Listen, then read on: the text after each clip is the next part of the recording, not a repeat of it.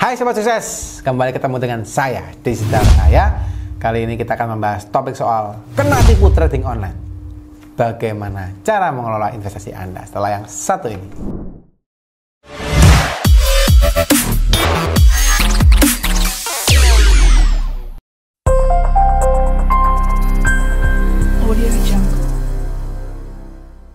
Oke guys, buat teman-teman ya yang hari ini nonton ya, mungkin teman-teman beberapa saat yang lalu sering didengarkan ya, sering dapat informasi soal afiliator ya.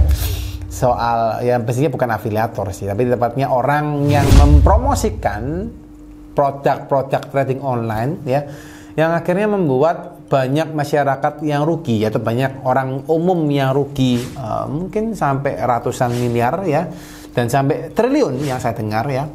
Dan banyak orang-orang yang sampai mungkin harta pribadinya semua dimasukkan ke sana, akhirnya mereka masalah besar gitu ya, nggak punya uang lagi untuk akhirnya mereka bisa survive hidupnya ya.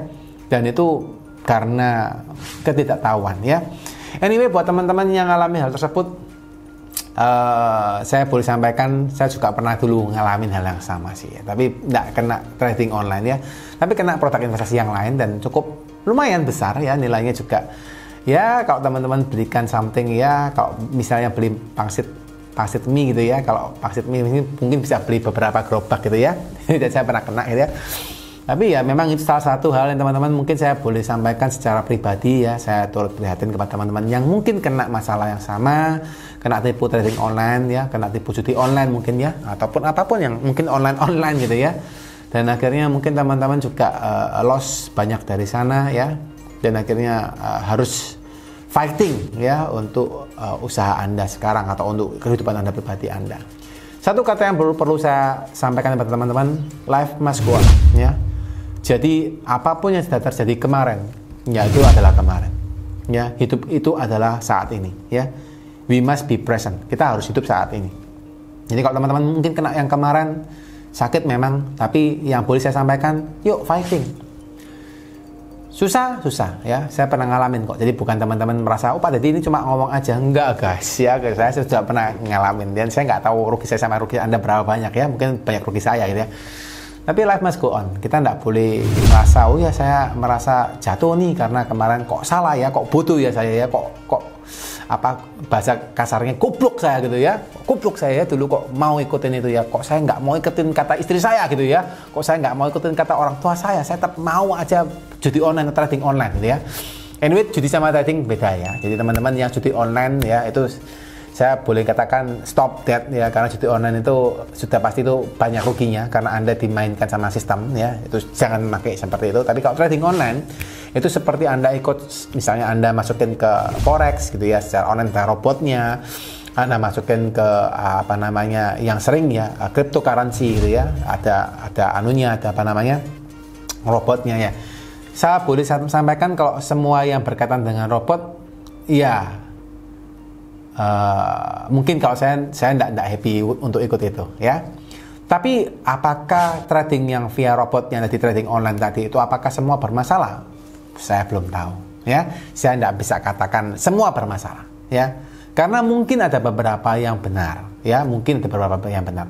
Tapi nah sekarang yang paling penting adalah gini, bagaimana sih Anda bisa memanage ya investasi Anda. Ini yang paling penting, karena banyak orang itu yang terlalu greedy itu serakah gitu ya.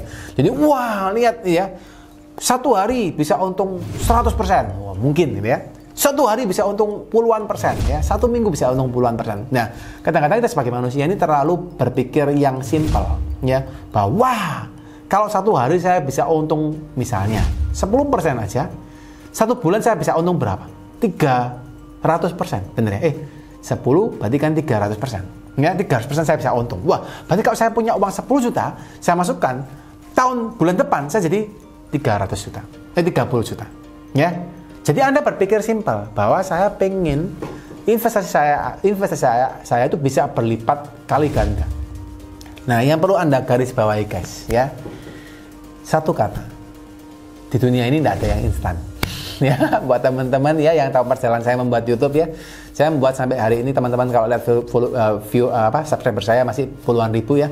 Tapi dulu subscriber saya masih satuan guys ya, puluhan, ratusan ya.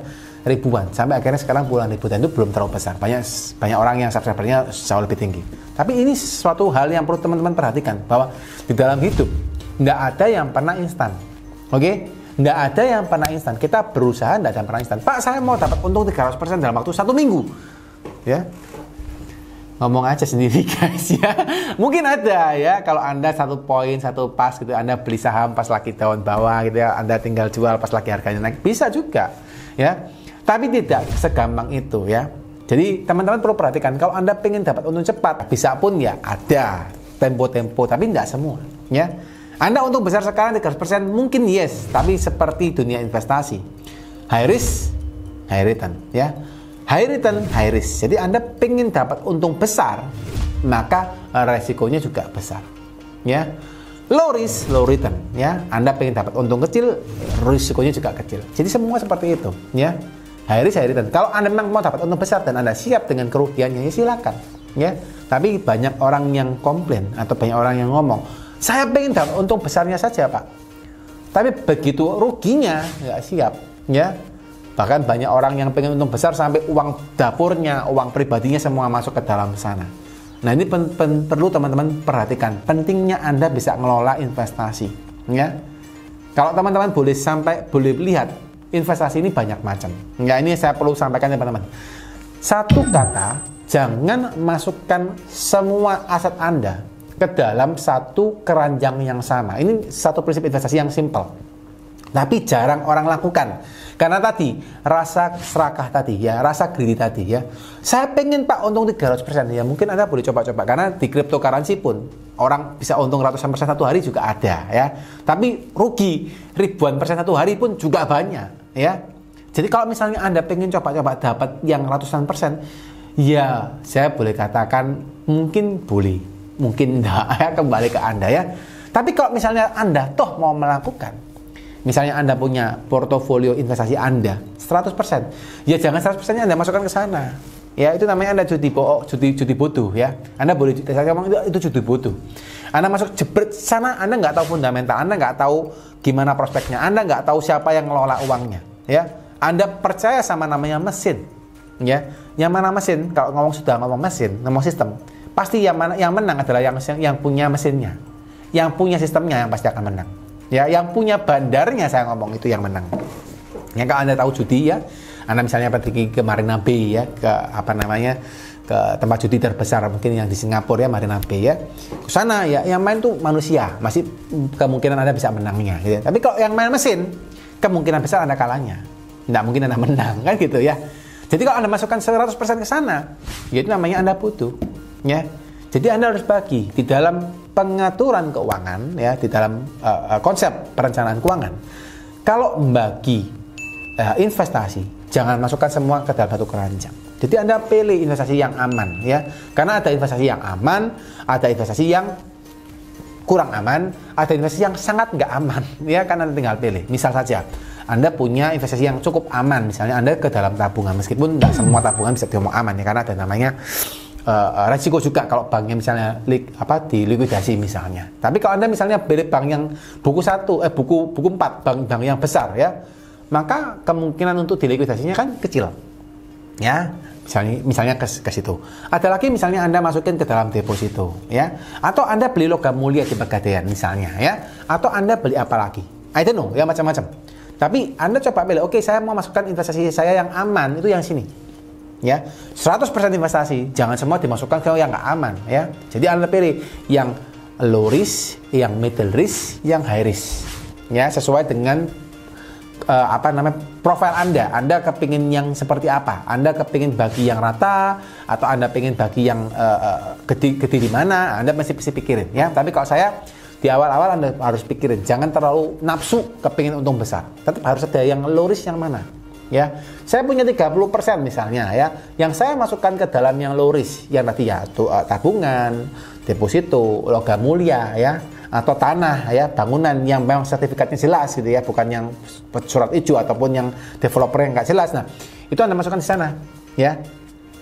Sampai masukkan di sana, jangan diotek-otek lagi guys, jangan diapa-apain. Oke?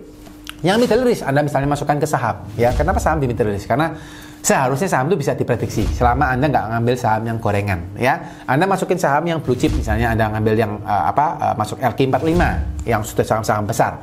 Itu bisa diprediksi. Anda bisa lihat PBV-nya, Anda bisa lihat nilai bukunya, Anda bisa lihat misalnya nilai jual sahamnya kemahalan atau enggak gitu ya, dibandingkan dengan keuntungan gitu ya. Anda bisa lihat utangnya, Anda bisa prediksi ya, saham misalnya. Anda masukin reksadana misalnya. Anda masukin misalnya asuransi misalnya dan macam-macam. Ya, itu di kolom Anda di middle risk. Yang high risk misalnya Anda masukin ke forex, Anda mau trading forex. Misalnya Anda masukin ke cryptocurrency karena Anda nggak tahu fundamentalnya, Anda masukin ke cryptocurrency. Anda masukin ke trading online tadi. Ya silakan, kalau memang Anda berani hilang gitu ya. Tapi yang paling penting adalah dibagi-bagi. Ini konsep simple guys ya. Tapi jarang orang tahu, jarang orang lakukan karena rasa serakah tadi ya. Anda coba bagi-bagi. Ketika Anda bagi, misal saja ternyata trading online tadi bermasalah, saya yakin dan percaya tidak banyak orang yang kebingungan. Ya, dulu waktu saya pun pas dapat kerugian yang cukup besar itu, kebetulan saya sudah membaginya. Jadi ketika saya dapat kerugian tadi ya cukup sakit sih gitu ya, cukup lumayan sih, tapi ya kebetulan ya sudah saya bagi. Jadi saya tidak terlalu, bukan ngomong kosong ya, tapi ya minimal saya masih bisa hidup dan akhirnya tetap berkembang ya.